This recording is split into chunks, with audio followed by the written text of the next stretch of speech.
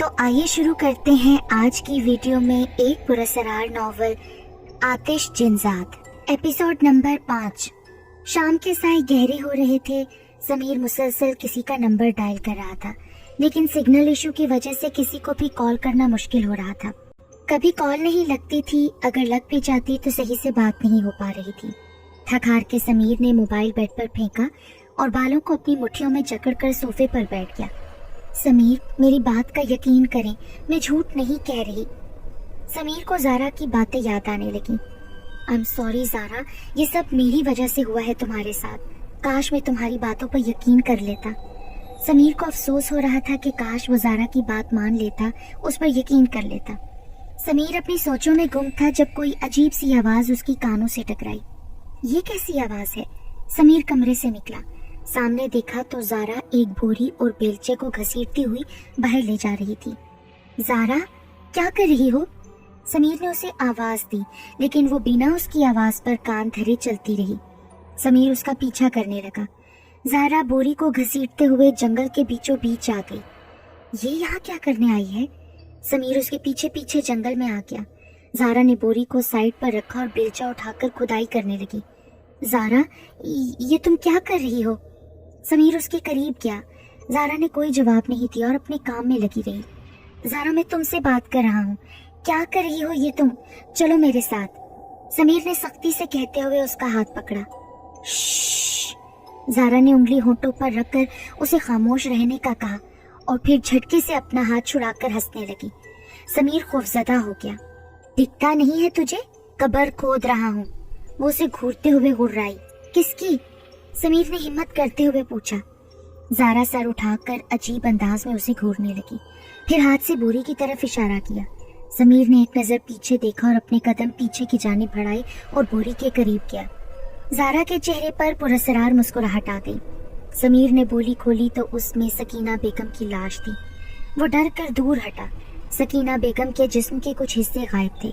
देखने पर ऐसा लगता था जैसे किसी ने नोच नोच कर खा लिया हो। डर गया क्या? उसने समीर के कान में सरगोशी की। समीर हिम्मत करते हुए पीछे मुड़ा तो वो बिल्कुल उसके पीछे खड़ी थी। ज़ारा मेरी है, सिर्फ मेरी है, और अगर इसे मुझसे दूर किया तो एक दिन इस बोरी में तू होगा और वहां होगी तेरी कब्र। वो गुस्से से बोलती हुई हाथ के इशारे से बताने लगी। समीर ने सामने देखा तो वहां एक कुआं था। ज़ारा ने समीर को धक्का दिया और बोरी को घसीटती हुई कब्र के पास ले आई। सकीना बेगम की लाश को बोरी समेत उसने कब्र में डाल दिया। पल पल दिल के पास तुम रहती हो, ज़ारा मुसलसल ये गाना गुनगुना रही थी। समीर खौफजदा सा उसे देख रहा था, जो गाना गुनगुनाते हुए बेलचे की मदद से कब्र पर मिट्टी डाल रही थी। चेहरे पर पुरस्कार मुस्कुराहट सजाए गाना गुनगुनाते हुए वो मिट्टी डालने में मसरूफ थी, जब कहीं दूर से फजर की अजान की आवाज़ उसके कानों में गूंजी। उसने फौरन बेलचा एक चीख के साथ नीचे फेंका और कानों पर हाथ रख लिए। समीर को उसकी कमजोरी पता चली तो वो कुरानी आयतों का विर्द करता हुआ उसके पास जाने लगा। ज़ारा के कानों में कुरानी आयत की आवाज़ गूंजी तो उसने सामने देखा। दूर दूर हो जा, दूर हो जा मेरे पास से। वो समीर को करीब आता देखकर पीछे हटने लगी। समीर उसकी बातों को नज़रअंदाज किए कुरानी आयत पढ़ता हुआ उसके करीब आ गया और ज़ारा के दोनों हाथ पकड़कर उसके कानों में आयतल कुर्सी की तलावत करके साथ ही फूंकने लगा। देख, तू अच्छा नहीं कर रहा, जाने दे मुझे। वो गुस्से से चीखने लगा। समीर बिना उसकी बात को सुने मुसलसल कुरानी आयत की तलावत कर रहा था। एक जोरदार चीख के साथ वो ज़ारा के जिस्म से बाहर आया और ज़ारा उसके हाथों में झूल गई। समीर ने उसका सर अपनी गोद में रखा और आयतल कुर्सी का हिसार अपने चारों तरफ खींचकर अपनी जैकेट की जेब से मोबाइल निकालकर किसी का नंबर डायल करने लगा। समीर ने वाजिद को कॉल करके कॉटेज बुलाया और खुद भी ज़ारा को लेकर कॉटेज चलाया। सकीना बेगम के इंतकाल की इत्तला सबको करके वो वाजिद के साथ तदफीन के इंतजामात में लग गया।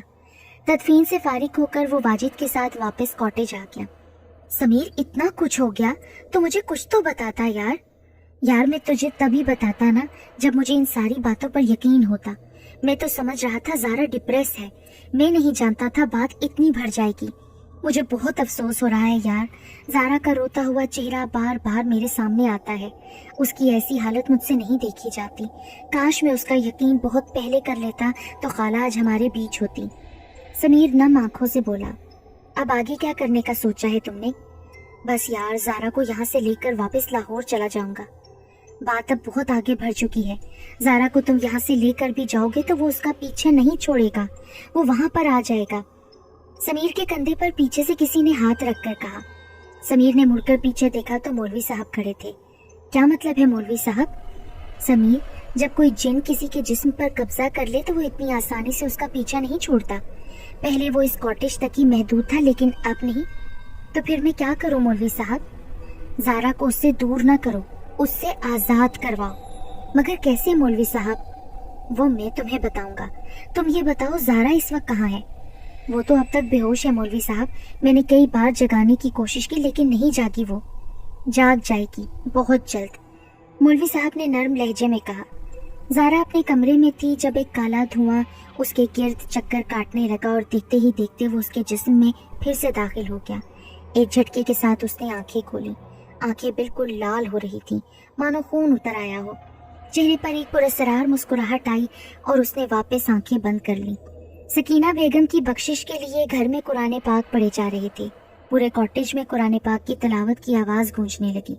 ज़ारा अपने कमरे में लेटी थी जब उसके कानों से तिलावत की आवाज़ टकराई।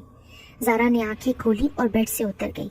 कानों पर रखे हाथ दीवानों की तरह इधर उधर चक्कर लगाने लगी। बंद बंद करो ये सब कुछ, वो चीखी। ये कैसी आवाज़ थी?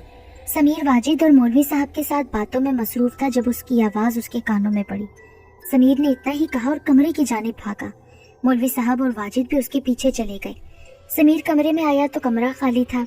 ज़ारा, वो कमरे का जायजा लेता हुआ बोला, इनसे कहो कि बंद कर दें ये सब कुछ पढ़ना। वो गुस्से से दांत पीस कर बोली। उसकी आवाज़ पर समीर ने पीछे मुड़कर देखा तो ज़ारा बेड के नीचे से झांक रही थी। ज़ारा, क्या कर रही हो? समीर खौफजदा हुआ। मैंने कहा बंद करो ये सब कुछ।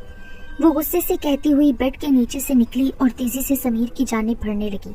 सुनाई नहीं देता तुझे? मैंने कहा बंद करवा ये सब कुछ, चुप करवा इन सबको। उसने समीर का गला पकड़ लिया। समीर अपना गला छुड़वाने की कोशिश करने लगा। ज़ारा उसका गला पकड़े अजीब नजरों से उसे घूर रही थी जब मौलवी साहब कमरे में दाखिल हुए। ज़ारा की ये हालत देखकर उन्होंने जोर जोर से आयतल कुर्सी पढ़ना शुरू कर दी। ज़ारा के कानों में जब इतने करीब से आयतल कुर्सी की आवाज़ टकराई तो उसने समीर का गला छोड़ा और अपने कान बंद करने लगी। समीर खांसता हुआ साइड पर गिर गया। वाजिद ने कमरे में आकर समीर को संभाला। बंद कर बुढ़े, ज़ारा चीखी। छोड़ दे इस बच्ची को, मौलवी साहब सख्त लहजे में बोले। कभी भी नहीं। मौलवी साहब पढ़ते हुए उसकी जानिब बढ़ने लगे। दूर दूर हो जा, मैंने कहा, दूर जा मेरे से। ज़ारा चीखती चिल्लाती हुई पीछे हटने लगी। मौलवी साहब मुसलसल कलाम इलाही पढ़ते हुए उसकी तरफ बढ़ते ही जा रहे थे। तू बहुत गलत कर रहा है मौलवी। ज़ारा दीवार से जा लगी।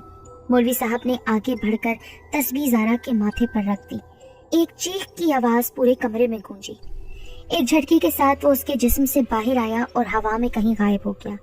ज़ारा जमीन पर गिर गई। समीर तेजी से उसकी जानिब बढ़ा। ज़ारा, ज़ारा, उठो ज़ारा। समीर उसका चेहरा थपथपाने लगा। अभी नहीं उठेगी ये। तो फिर मौलवी साहब? उठ जाएगी, कुछ देर में उठ जाएगी। क्या ज़ारा ठीक है मौलवी साहब? फिलहाल तो ठीक है वो। मतलब? वो फिर वापस आएगा। अभी वो फिलहाल इसके जिस्म से निकल चुका है, लेकिन मौका मिलते ही वो फिर इसके अंदर दाखिल होने की कोशिश करेगा। तो फिर हम क्या करें मौलवी साहब? बाहर आ जाओ, तुम्हें मैं बताता हूँ। वाजिद भी उनके पीछे पीछे बाहर चला आया। समीर ने ज़ारा को उठाया और बेड पर लेटा दिया। I am sorry Zara, Sameer ने उसका हाथ अपने हाथ में लेते हुए नम आंखों से कहा और फिर कमरे से चला गया। रात हो चुकी थी। सब रिश्तेदार वापस अपने घर को चले गए थे। समीर वाजिद और मौलवी साहब को लेकर लाउंज में आ गया। वो ज़ारा से क्या चाहता है मौलवी साहब? वो ज़ारा से कुछ नहीं चाहता, बल्कि वो ज़ारा को चाहता है। ये सब कब से शुरू हुआ, मुझे शुरू से बताओ। समीर ने शुरू से लेकर आखिर तक उन्हें सब कुछ बता दिया। समीर, ऐसे कोई भी जिन किसी के जिस्म में दाखिल नहीं हो सकता जब तक वो इंसान खुद उसे इजाज़त ना दे दे। लेकिन ज़ारा उसे खुद पर कब्जा करने की इजाज़त क्यों देगी मौलवी साहब? कोई बात तो ऐसी होगी जो तुम भूल रहे हो। हाँ, ज़ारा ने कहा था कि एक बार सकीना खाला के रूप में कोई घर आया था और वो अंदर आने के लिए इजाज़त मांग रहा था। वो इजाज़त घर के साथ साथ उसके अंदर दाखिल होने के लिए थी। तो अब हम क्या करेंगे मौलवी साहब? पहले हमें ये जानना है कि वो कौन है और कहाँ से आया है। لیکن ہم یہ کیسے کریں گے؟ اسے یہاں بلا کر۔ سمیر حیرت سے مولوی صاحب کو دیکھنے لگا۔ یہ دھاگا زارا کی کلائی پر باندھ دو تاکہ وہ اس کے اندر داخل نہ ہو سکے، اور یہ تم دونوں اپنی کلائی پر باندھ لو۔ انہوں نے 3 دھاگے کلام الہی کے پڑھ کر ان کی جانب بڑھائے، جنہیں دونوں نے تھام لیا۔ رات کی خاموشی اپنے عروج پر تھی۔ مولوی صاحب کمرے کے بیچ میں موم بتی کا دائرہ بنائے بیٹھے ہوئے تھے، کچھ پڑھ رہے تھے۔ واجد اور سمیر کمرے کے کونے میں کھڑے سب کچھ دیکھ رہے تھے۔ کیوں بلایا ہے مجھے؟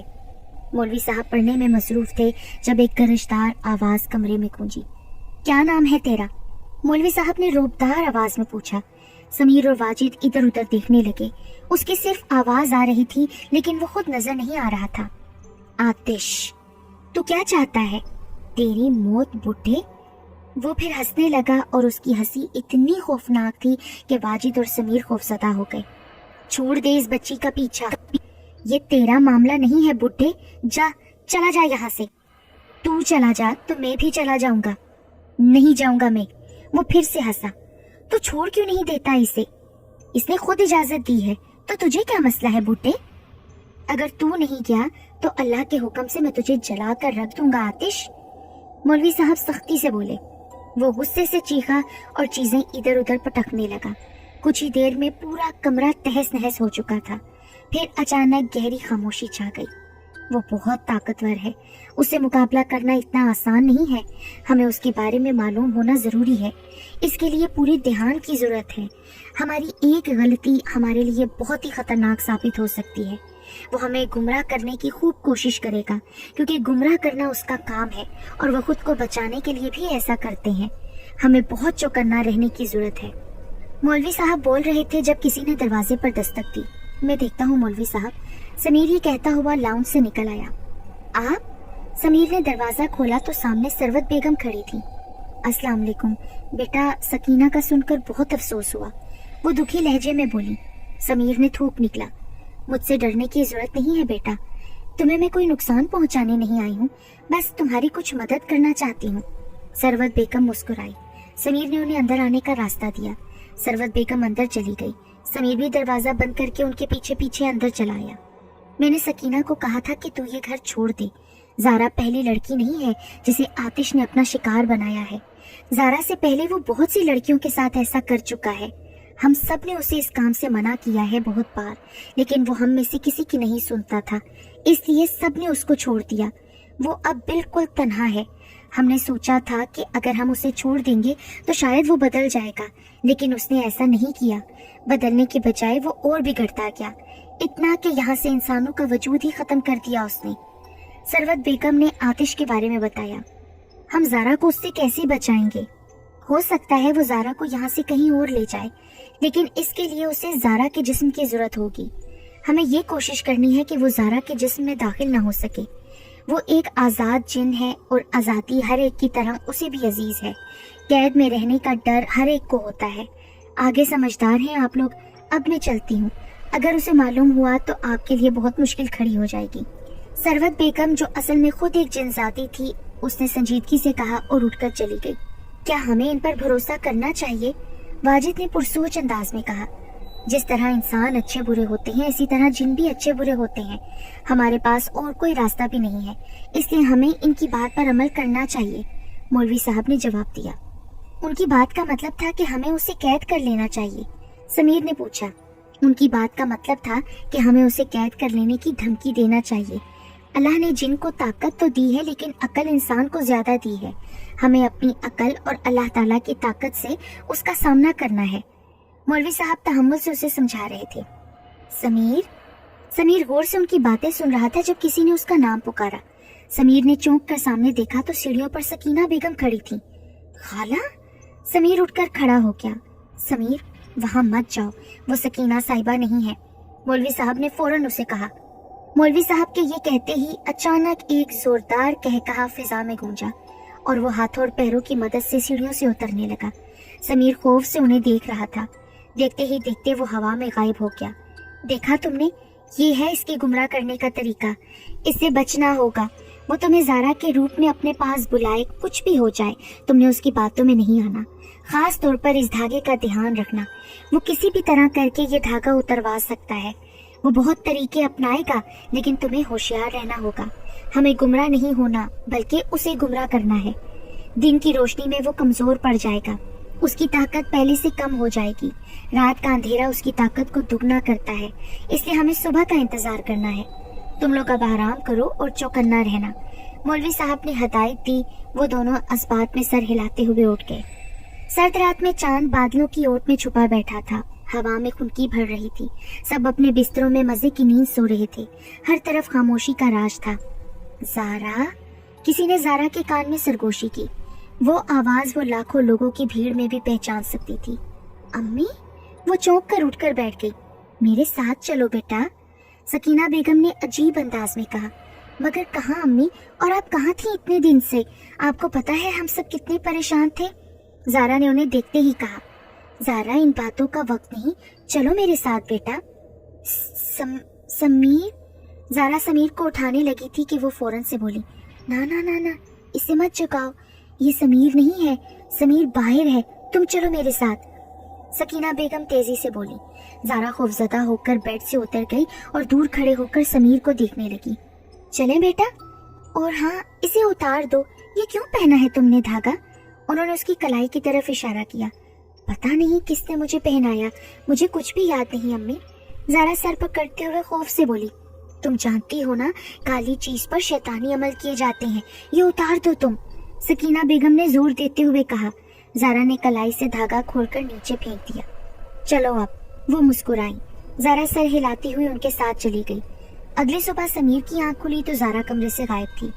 زارا, زارا کہاں ہو تم؟ وہ اسے آوازیں دیتا ہوا کمرے سے نکلا. نیچے والے پورشن میں چیک کرنے کے بعد وہ سیڑھیاں چڑھتے ہوئے اوپر کی طرف جانے لگا. زارا, کیا تم اندر ہو؟ سمیر نے اوپر کمرے کا دروازہ بند دیکھا تو زور زور سے بجانے لگا. زارا, پلیز دروازہ کھولو.